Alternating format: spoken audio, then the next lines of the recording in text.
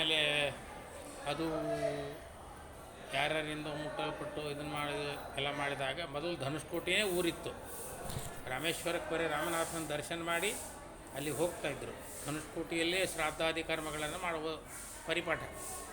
64ನೇ ಇಸ್ವಿ ಒಳಗೆ ಸುನಾಮಿ ಬಂದು ಧನುಷ್ಕೋಟಿ ಊರೇ ಮುಳುಗಿ ಹೋಯ್ತು. ಸುಮಾರು ಒಂದು 10,000 12,000 ಜನ ಊರಲ್ಲಿ ಹೋಗ್ಬಿಟ್ಟು ಆಮೇಲೆ ಒಂದು ಟ್ರೈನ್ ಹೋಯ್ತು. ಎಲ್ಲ 64ನೇ ಇಸ್ವಿ ಒಳಗೆ. ಆವಾಗಿನಿಂದ ರಾಮೇಶ್ವರ ಡೆವಲಪ್ ಆಗಿದೆ.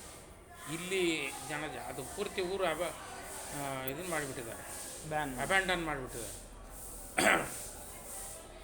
ಅದಕ್ಕೆ ಆ ಸೇತು ಮಾಧವವನ್ನು ತಂದು ಇಲ್ಲಿ ಪ್ರತಿಷ್ಠಾಪನೆ ಮಾಡಲಾಗಿದೆ. ಆವಾಗಿಂದ ಸೇತು ಮಾಧವ ಅಂದರೆ ಏನು? ರಾಮದೇವರು ಸೇತುವನ್ನು ಕಟ್ಟಿದ್ದಕ್ಕೆ ಸಾಕ್ಷಿ. ಅಂದರೆ ನಾವು ರಾಮಸೇತುವನ್ನು ದರ್ಶನ ಮಾಡಿದ್ದೇವೆ. ಸೇತುಂ ದೃಷ್ಟ್ವಾ ಸಮುದ್ರಸ್ಯ ಬ್ರಹ್ಮಹತ್ಯಾಂ ವ್ಯಪೋಹತಿ ಅಂತ ಪುರಾಣ ವಾಕ್ಯ ಇದೆ. ಸಮುದ್ರದ ಸೇತುವನ್ನು ನೋಡಿದರೆ, ರಾಮದೇವರು ಕಟ್ಟಿದ ಸೇತುವನ್ನು ನೋಡಿದರೆ ಬ್ರಹ್ಮಹತ್ಯೆಯಂಥ ಮಹಾಪಾಪವು ಕೂಡ ನಾಶವಾಗಿ ಹೋಗ್ತದೆ, ನಷ್ಟವಾಗಿ ಹೋಗ್ತದೆ. ಅದಕ್ಕಂತ ಇಲ್ಲಿ ಹೇಳಿದ್ದಾರೆ. ರುದ್ರದೇವರನ್ನ ಕೂಡಿಸಿದ್ದು ಅದಕ್ಕೇನೆ. ಬ್ರಹ್ಮದೇವರಿಗೆ 5 ತಲೆ ಇತ್ತು, 4 ದಿಕ್ಕಿಗೆ 4, ಮೇಲ್ಗಡೆ 1. ಆದರೆ 4 ದಿಕ್ಕಿನ 4 ತಲೆಗಳು ವೇದವನ್ನು ಪಾರಾಯಣ ಮಾಡ್ತಾ ಇತ್ತು. ಮೇಲಿನ ತಲೆ ಅನ್ನೋದು ಅಪಸ್ವರವನ್ನು ಹೇಳಿದಾಗ ಲಕ್ಷ್ಮೀದೇವಿಯರು ರುದ್ರದೇವರ ಕಡೆಯಿಂದ ಆ ತಲೆಯನ್ನು ತೆಗೆಸಿದ್ದಾರೆ. ರುದ್ರದೇವರ ತಲೆಯನ್ನೇನೋ ತೆಗೆದರು, ಆದರೆ ಅದು ಕೈಗೆ ಅಂಟ್ಕೊಂಡ್ಬಿಡ್ತು, ಬಿಡ್ತಾನೇ ಇಲ್ಲ. ಏನು ಮಾಡಿದ್ರು ಬಿಡ್ತಾ ಇಲ್ಲ. ಕೊನೆಗೆ ಬ್ರಹ್ಮದೇವರು ಏನು ಹೇಳಿದ್ರಂದರೆ, ಇದು ಕೈ ನಿನಗೆ ಯಾವ ಜಾಗದಲ್ಲಿ ಹೋದಾಗ ನಿನ್ನ ಕೈ ಬಿಡ್ತದೋ ಅಲ್ಲಿ ಅಲ್ಲೇ ಬಿಟ್ಟುಬಿಡು ಅಂತ ಹೇಳಿದರು. ಹೀಗೆ ಬ್ರಹ್ಮಾಂಡದಲ್ಲಿರುವ ಎಲ್ಲ ಕ್ಷೇತ್ರಗಳಲ್ಲಿಯೂ ಸಂಚಾರ ಮಾಡ್ತಾ ಬಂದಾಗ ಬದರಿಕಾಶ್ರಮದಲ್ಲಿ ಆ ಕೈ ಅಂತಕ್ಕಂಥದ್ದು ಬಿದ್ದು ಹೋಗ್ತದೆ. ಅದೇ ಬ್ರಹ್ಮಕಪಾಲ ಅಂತ ಪ್ರಸಿದ್ಧಿಯಾಗಿರೋದು. ಬ್ರಹ್ಮದೇವರ ಕಪಾಲ ಅಂದರೆ ತಲೆ, 5ನೇ ತಲೆಯಾಗಿರ್ತಕ್ಕಂಥದ್ದು ಅಲ್ಲಿ ಇದೆ. ಅದಕ್ಕೆ ಬ್ರಹ್ಮಕಪಾಲದಲ್ಲಿಯೂ ಕೂಡ ಶ್ರಾದ್ದ ಮಾಡಿ ಪಿಂಡ ಪ್ರದಾನವನ್ನು ಮಾಡಿ ಅಲ್ಲಿ ಪಿಂಡಗಳನ್ನು ವಿಸರ್ಜನೆ ಮಾಡಿದಾಗ ಉತ್ತಮ ಗತಿಯಾಗ್ತದೆ ಪಿತೃಗಳಿಗೆ ಅಂತ ಹೇಳ್ತಾ ಇದ್ದಾರೆ. ಆದ್ದರಿಂದ ಆ ಬ್ರಹ್ಮದೇವರ ತಲೆಯೇನೋ ಬಿಟ್ಟಿತು, ಆದರೆ ಬ್ರಹ್ಮಹತ್ಯ ಹೇಗೆ ಹೋಗಬೇಕು? ಒಬ್ಬ ಬ್ರಾಹ್ಮಣನ ಕೊಂದರೆ ಬ್ರಹ್ಮಹತ್ಯ ಬರ್ತದೆ ಅಂತಿರಬೇಕಾದ್ರೆ ಬ್ರಾಹ್ಮಣ ಕುಲಕ್ಕೆ ಅಭಿಮಾನಿಗಳಾಗಿರ್ತಕ್ಕಂಥ ಬ್ರಹ್ಮದೇವರ ತಲೆ ಅದನ್ನು ತೆಗೆದಿದ್ದಾರೆ. ಅದಕ್ಕೆ ರುದ್ರದೇವರಿಗೆ ಬಂದಂಥ ಬ್ರಹ್ಮಹತ್ಯೆ ಹೇಗೆ ಹೋಗಬೇಕು ಅಂತಂದರೆ, ಅದಕ್ಕೆ ರಾಮದೇವರು ಏನು ಮಾಡಿದರು, ರಾವಣನ ಸಂಹಾರ ಮಾಡಿ ಬರುವಾಗ ಇಲ್ಲಿ ರುದ್ರದೇವರನ್ನ ಪ್ರತಿಷ್ಠಾಪನೆ ಮಾಡಿದರು. 2 ಕಾರಣ.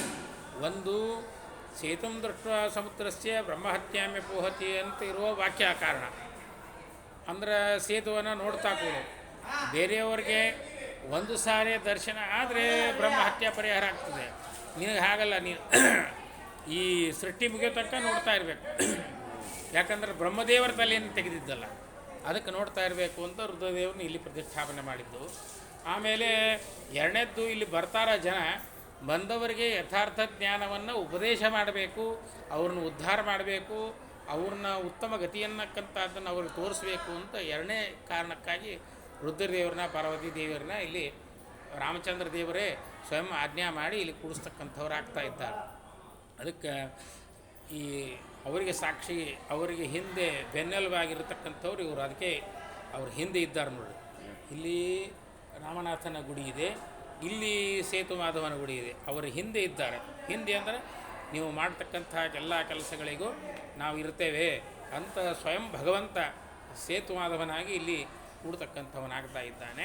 ಅದಕ್ಕೆ ರಾಮನಾಥ ಅಂದ್ರೇನು, ರಾಮಸ್ಯ ನಾಥ ಅಂತ ಪ್ರಧಾನ ಸಮಾಸ ಮಾಡಬಾರ್ದು, ಗೌರಿ ಮಾಡಬೇಕು. ರಾಮ ನಾಥ ಯಸ್ಯ ಸಹ ರಾಮ, ರಾಮನು, ನಾಥನು ಯಾರಿಗೋ ಅವನು ರಾಮನಾಥ ಅಂತ ಸಮಾಸವನ್ನು ಮಾಡಿ ಸದಾಕಾಲ ರಾಮ ರಾಮೇತಿ ರಾಮೇತಿ ರಮೇ ನಾಮೇ ಮನೋರಮೆ ಸಹಸ್ರನಾಮ ತತ್ತುಲ್ಯಂ ರಾಮನಾಮ ವರಾನೇ ಅಂತ ಹೇಳಿದಾಗೆ ರಾಮ ರಾಮ ಅಂತ ಯಾವಾಗಲೂ ರುದ್ರದೇವರು ಜಪ ಮಾಡ್ತಾ ಇರ್ತಾರೆ. ಅಂತಹ ರಾಮಚಂದ್ರ ದೇವರು ಯಾರ ಸ್ವಾಮಿಯೋ ಅವನು ರಾಮನಾಥನು ಅಂತ ಇಲ್ಲಿ ರಾಮೇಶ್ವರದಲ್ಲಿ ರಾಮನಾಥನಿಗೆ ಹೆಸರು ಬರ್ತಕ್ಕಂಥದ್ದಾಗ್ತಾಯಿದೆ.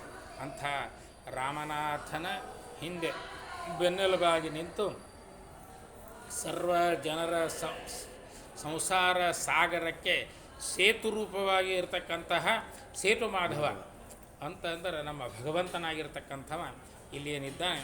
ಈ ಭಗವಂತನ ಸನ್ನಿಧಾನದಲ್ಲಿ ನಾವು ಮಾಡಿರ್ತಕ್ಕಂಥ ಎಲ್ಲ ಪಾಪಗಳನ್ನು ಹೇಳ್ಕೋಬೇಕಂತ. ನಾವೇನೇನು ಈ ಬೇರೆಯವ್ರ ಮುಂದೆ ಹೇಳ್ರಿ ಬಿಡ್ರಿ, ಇಲ್ಲಿ ಸೇತು ಮಾಧವನ ಮುಂದೆ ನಮ್ಮ ಏನೇನು ಮಾಡಿದೆವೋ ಎಲ್ಲ ಪಾಪಗಳನ್ನು ನಾವು ಹೇಳಿಕೊಂಡ್ರೆ ಸೇತುಂ ತರ್ತುಂ ಕ್ಷಮಃ ಯಹ ಸಹ ಸೇತು ಮಾಧವ ಅಂತ ಹೇಳಿದಂತೆ, ಸೇತು ಅಂದರೆ ತರ್ತುಂ, ಯಾವುದನ್ನು ಪಾಪಗಳನ್ನು ಮಾಡಿದ್ದನ್ನು ತರ್ತುಂ, ಅದನ್ನು ನಾವು ದಾಟಲಿಕ್ಕೆ ಯಾವಾಗ ನಾವು ಕ್ಷಮ ಅಂದರೆ ಸಮರ್ಥರಾಗ್ತೀವೋ ಅವನು ಸೇತು ಮಾಧವ ಅಂತ ಹೇಳಿದ್ದಾರೆ. ಅಂತಹ ಸೇತು ಮಾಧವ ಏನು ಇಲ್ಲಿ ಕೂತ್ಕೊಂಡಿದ್ದಾರೆ, ಆ ಸೇತು ಮಾಧವನ ದರ್ಶನವನ್ನು ಮಾಡಬೇಕು. ಆಮೇಲೆ ನಾವು ಮಾಡಿದ ಎಲ್ಲ ಕರ್ಮಗಳನ್ನು ಸಂಸಾರ ಸಮುದ್ರವನ್ನು ದಾಟುವುದಕ್ಕೆ ನಮ್ಮ ಏನೇನು ಪಾಪಗಳು ಕ್ಷಯ ಆಗಬೇಕೋ ಅವೆಲ್ಲ ಇಲ್ಲಿ ಕ್ಷಯ ಆಗ್ತವೆ ಅಂತ ಶಾಸ್ತ್ರಕಾರರು ಹೇಳ್ತಾ ಇದ್ದಾರೆ. ಆದ್ದರಿಂದ ಇಂತಹ ಸೇತು ಮಾಧವನ ಸನ್ನಿಧಾನದಲ್ಲಿ, ರಾಮನಾಥನ ಸನ್ನಿಧಾನದಲ್ಲಿ, ಪರ್ವತವರ್ಧಿನಿಯಾದ ಪಾರ್ವತೀ ದೇವಿಯರ ಸನ್ನಿಧಾನದಲ್ಲಿ ನಾವು ಮಾಡಿದ ಎಲ್ಲ ಪಾಪಗಳನ್ನು ದಿನನಿತ್ಯ ಹೇಳ್ಕೋಬೇಕಂತೆ. ಸೇತು ಮಾಧವನ ಸ್ಮರಣೆ ಮಾಡಿದರೂ ಕೂಡ ಎಲ್ಲ ಪಾಪಗಳು ಹೋಗ್ತಾ ಇವೆ ಅಂತ ಹೇಳ್ತಾ ಇದ್ದಾರೆ. ಎಲ್ಲರೂ ಬಂದು ದರ್ಶನವೇ ಮಾಡಿದ್ದೀರಿ. ಸೇತು ಮಾಧವ ಭಾಳ ಸುಂದರವಾದ ಮೂರ್ತಿ. ಮತ್ತು ಪ್ರಯಾಗದಲ್ಲಿರ್ತಕ್ಕಂಥ ವೇಣಿ ಮಾಧವ ಹಿಂಗೆ ಅದ, ಅದು ನೀವು ನೋಡಬೇಕು, ಗಮನ ಕೊಟ್ಟು ನೋಡಿರಿ, ಹಿಂಗೆ ಅದ.